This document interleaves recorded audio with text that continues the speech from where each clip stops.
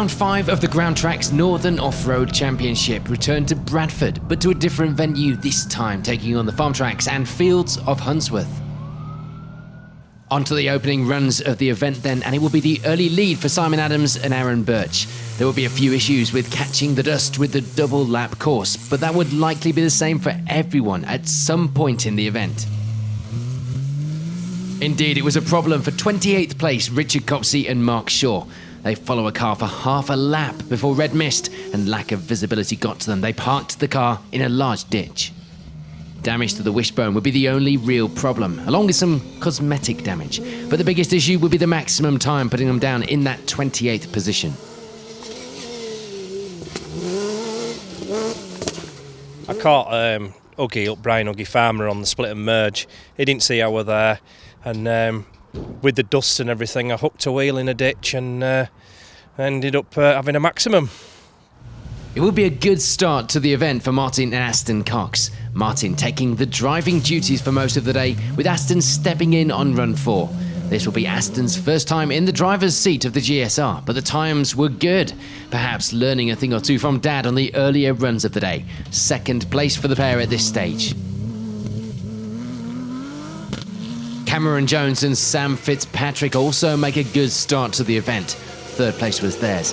There wouldn't be any problems for the pair either. They have a nice clean run, setting some good times right from the blocks this time out. For Huggy Farmer and Richard Rawlinson, it will be 4th place. The times were close right through the top of the leaderboard, and there would be no room for error. One spin or stall could be the difference between a handful of places.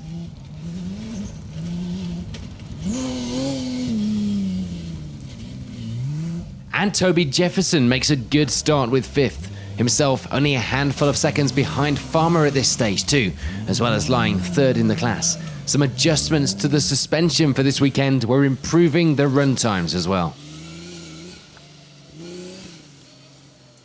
No problems to report for Andrew West on day 1. The car was performing well, the times were looking good, so the driver was as well. 6th place at this stage in the event, 4th in the class, just 3 seconds back from Jefferson.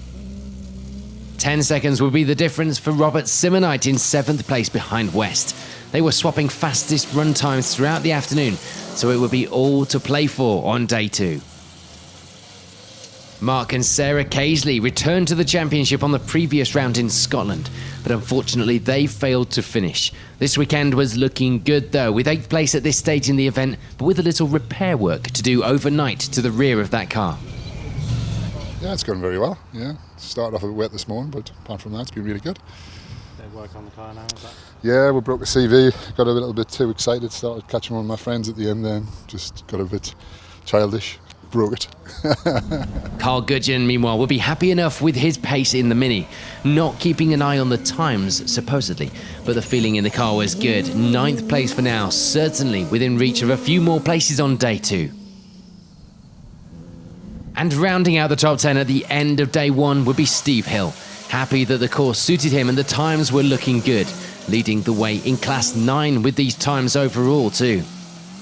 In a few of the classes outside of the top 10 then, it will be 2nd place in Class 2 for Chris Sainter, a little way off the lead of the class, which would be our event leader overall, but he wasn't having it all his own way in that 2nd place.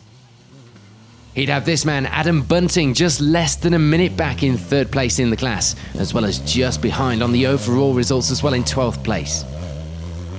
For Dan Lang, it will be 2nd place in Class 9, just over a minute back from Hill in that class lead, but there were still many more miles to go on day 2 of the competition. Mark Calzoni leads the way in Class 3 at this stage. A good start to the event, especially considering 3 years out from competing. 15th overall at the end of day 1. It's gone really well. It's 3 years since I've raced, so I'm knocking the cobwebs off today, but the car's gone really well. It's been a trouble-free day, so I'll be well tomorrow. We can get to the end.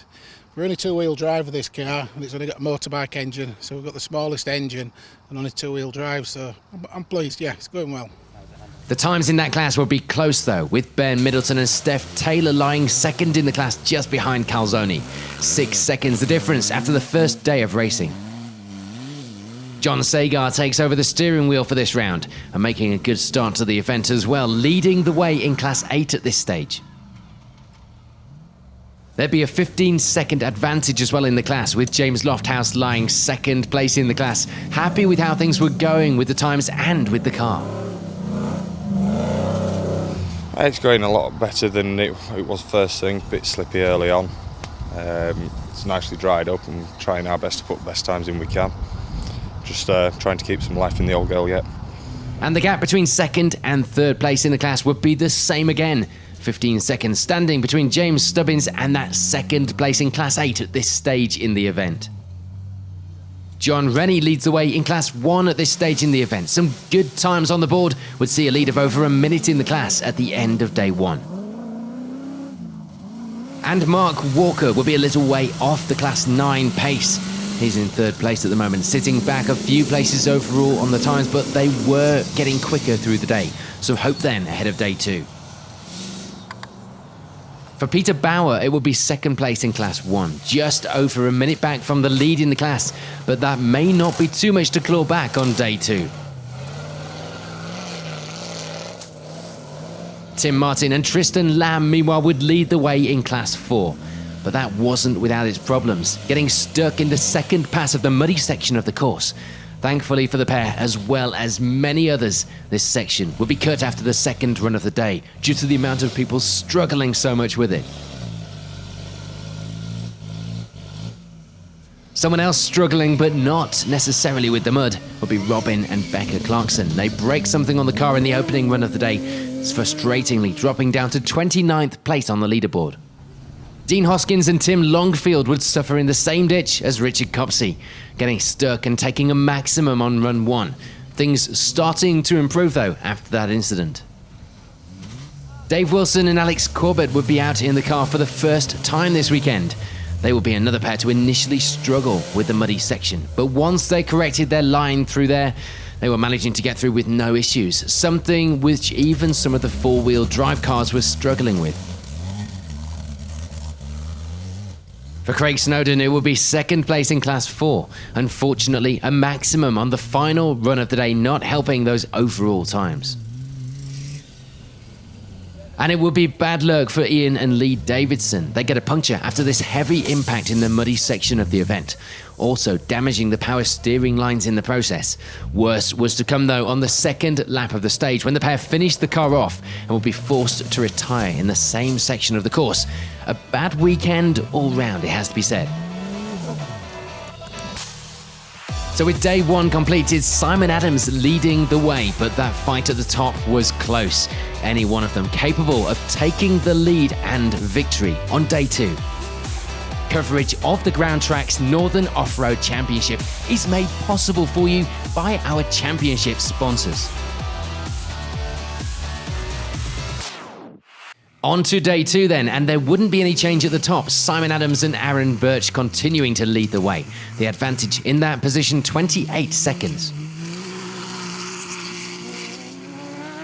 There would be change though to second place. Cameron Jones and Sam Fitzpatrick taking that position after the morning's runs. Still hunting down victory, but would have to pull something great out of the bag to gain half a minute in the final part of the event. Keep pushing. I think we're going to change his tyres to all terrains, push that a little bit harder. We'll keep knocking a few seconds out, so hopefully we'll have the first. Martin and Aston Cox slipped down the time slightly to third place overall, but things were close. Just 2 seconds between themselves and Jones for now. The push would certainly be on in the final 4 runs of the event. We were in for a treat. Huggy Farmer and Richard Rawlinson would have a small brush with a tree in this morning's runs. It didn't look like much, but had managed to damage the bodywork on the car. Still though, they set some good times to lie in 4th place at this stage in the event. It's going really well. We had a bit of an issue on the start line. The first run I stalled the car, carried on round, put a reasonable time in. But as you can see, we've had a little bit of a coming together with a tree, trying to get every little inch of the course. Robert Simonite gains a few places this morning, picking up the pace and moving to 5th place overall. Around half a minute back from Farmer, but edging out a bit of a lead in that 5th place. Bit of a comfort margin himself. Yeah, can't complain. Car's going well. It's nice weather. That's what it's all about. Don't think I'm going to win, but it's all good racing. There'd be a slip down to 6th place though for Toby Jefferson in this loop, now sitting just over a minute back from Simonite going into the final runs of the day. And things were still going well for Mark and Sarah Casely. 7th place at this stage and just 7 seconds behind Jefferson. The car all sorted after last night's repairs. Chris Sainter will be climbing his way up the results and lying inside the top 10 with 8th place overall now, although he'd be almost a minute back from Casely up ahead. No change for Carl Gudgeon, he remains in 9th place overall for now, but this would be about as far as he goes. No times in the afternoon and retirement from the event. Rounding out the top 10 now will be Dan Lang, climbing a few places overall to take that position with 4 runs still remaining.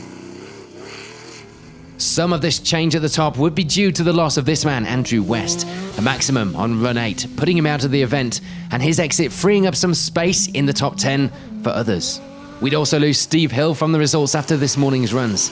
Sadly, the well-suited course wouldn't be a chance for a good result for him this weekend, despite what he came here hoping for. Things were still going well though for John Sagar in this morning's runs, leading the way in Class 8 and now with slightly more of an advantage in that position. In the lead of Class 1 still at this stage was this man John Rennie, 13th place on the overall leaderboard, but there was a chance of a top 10 finish if he could trim any more of those run times.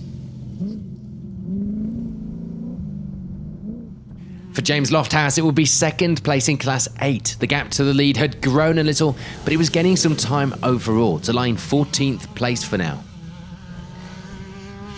Ben Middleton and Steph Taylor, meanwhile, would have a small problem when they hit the hedge in one of the runs, breaking a mudguard. But apart from that, things were not going too badly. Mud flaps and mudguards can always be replaced, don't forget.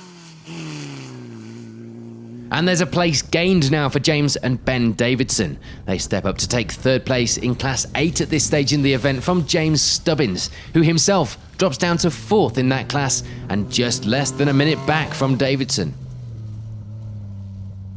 Although not in the top of the results anymore, there would still be a battle going on for the fastest time of the day. Richard Copsey and Mark Shaw were close, as well as fighting out for positions with Robin and Becca Clarkson too after their day 1 maximums. 3 seconds between the pair at this stage, and both still trying like the win depended on it. Mark Walker gains a position in the Class 9 fight, from 3rd to 2nd place in the class. 20th overall at this stage too.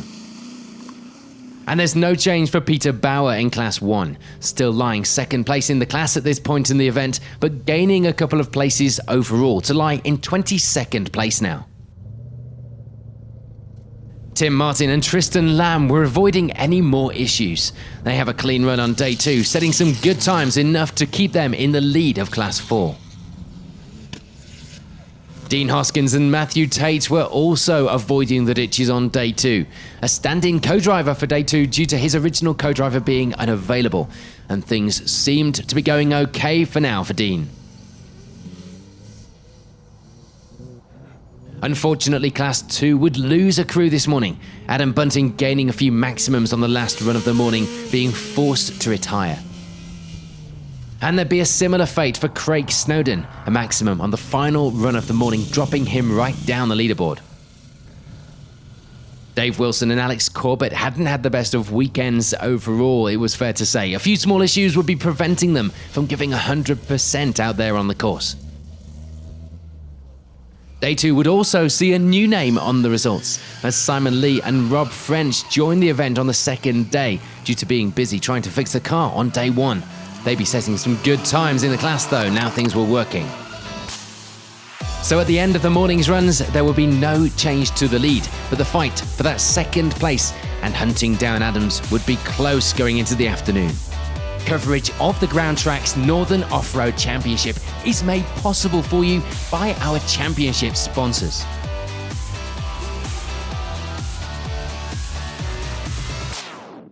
On to the final runs of the event then, and problems will be marking the end of the day for Dean Hoskins and Matthew Tate.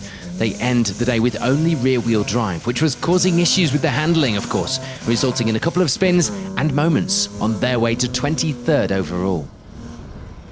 Frustration for Dan Lang, a bad time on run 10 will be the difference between this and a good finish. 22nd overall by the end of the day. He does end the event with second place in Class 9 though.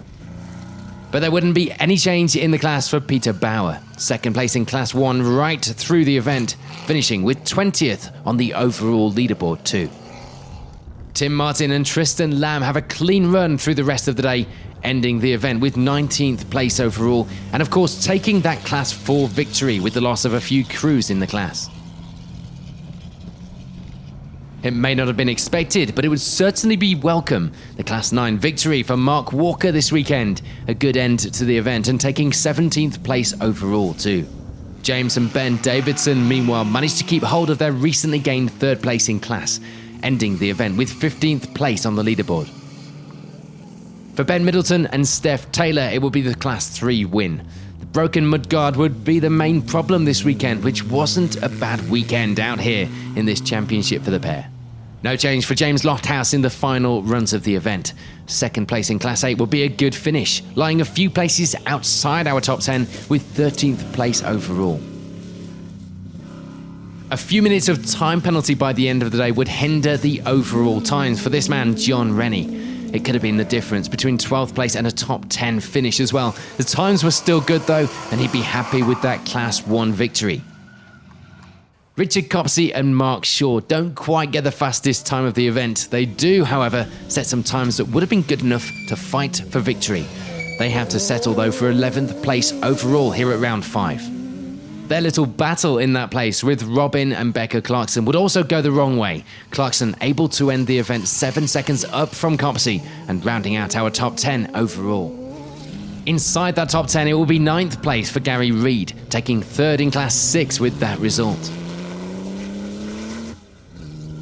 And it would be a great end to the event for John Sagar, taking the Class 8 victory, but it wasn't without its problems, of course, almost putting the car in a ditch, pushing too hard with this spin on one of the later runs in the day. With the Class 2 leader ending the event in the top of the results overall, it will be the Class 2 win this weekend for Chris Sainter. He'd been running well all weekend, ending the event with 7th place on the leaderboard. Mark and Sarah Casely put the non-finish of the previous round behind them, ending the event with a finish and a good one as well, 6th place at the end of the event. Robert Simonite will be another man happy with the times and that result. He takes 5th place overall here at round 5. The Class 6 victory going to him with that result as well. There's more frustration in our top 10 though. Huggy Farmer and Richard Rawlinson would have to miss out on the podium places this weekend. 30 seconds back from that fight, but finishing in a good 4th place overall and taking the Class 5 win. And that podium fight, well, it would end with only 8 seconds separating the top 3, and taking 3rd place will be Martin and Aston Cox. They were having a starting issue with the car between runs and would do a little cosmetic damage on a gate post in one of the final runs of the day. So that meant 2nd place for Cameron Jones and Sam Fitzpatrick. The times were very close, just 2 seconds between them and Cox at the end of the event, and getting close to that victory that he'd wanted all weekend. But that means it's victory for this man, Simon Adams, Aaron Birch alongside, the first victory of the season for the pair after 2 second places so far. Happy with their performance and happy to prove the car had what it takes on the fast courses as well as the tight and technical ones. So confirmation then of victory for Adams at the end of the event. That close fight for the top places here in Bradford, one of the closest we've seen so far this season. The 2nd place for Jones pushes him up to 2nd in the championship as well after 5 rounds. Huggy Farmer maintaining a lead though in the title race going into the final 3 rounds. Coverage of the Groundtrax Northern Off-Road Championship is made possible for you by our championship sponsors. It's getting real tight towards the end. Nerves were getting to me a little bit, but to be fair, I loved that last lap. We had a great last lap. thanks to Aaron for co-driving, thanks to Copsey. We've been camped next to him. Good support and advice from Copsey, but just pleased to get to the end and win the event. Awesome, really chuffed. You went out? No, not quite what we wanted, but we're second and it's the highest finish we've had this year, so happy days. What a cracking weekend. In the top 3, there was only 9 seconds between the 3 of us. Son here, Aston, co-drove with me. We shared the runs. Fantastic weekends racing. Car, we've hardly laid a spanner on it as per normal. Just had 1 or 2 little starting issues, but that is a wiring and a switch. But yeah, fantastic racing. Well laid out course, well marshalled. Very good competitive weekend. Thoroughly enjoyed it. And it's your first time competing in this car. Have you found it? No, it's awesome. I say going from going from B-Max to an independent is just a completely different ball game, and just love the fact just bang up through the gears in the sequential box, and it's unbelievable. So I was beating Dad on time, so I can't complain. I think he's got to hang his boots up and retire now. In the moral of the story. No, I don't think so.